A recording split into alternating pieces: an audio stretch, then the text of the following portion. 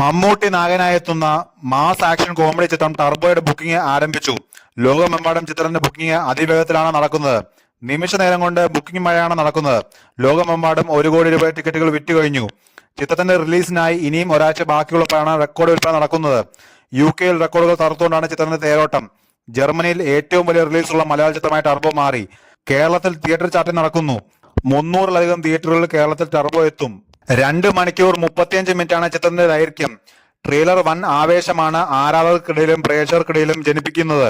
മമ്മൂട്ടി കമ്പനിയുടെ ബാനറിൽ വൈശാഖാണ് ചിത്രം സംവിധാനം ചെയ്യുന്നത്. മിഥുൻ മനോജ് തോമസിന്റേതാണ് തിരക്കഥ. ബിഗ് ബഡ്ജറ്റിൽ ഒരുങ്ങുന്ന ഈ ചിത്രം 2024 മെയ് 23 ലോകമെമ്പാടുമുള്ള തിയേറ്ററുകളിൽ പ്രദർശനത്തിനെത്തും. ചിത്രത്തിന്റെ ഡിസ്ട്രിബ്യൂഷൻ വേഫെയർ ഫിലിംസും ഓവർസീസ് ഡിസ്ട്രിബ്യൂഷൻ ട്രൂത്ത് ഗ്ലോബൽ ഫിലിംസുമാണ്. മമ്മൂട്ടി കമ്പനിയുടെ ബാനറിൽ നിർമ്മിക്കുന്ന 5ാമത്തെ സിനിമയാണ് ടർബോ.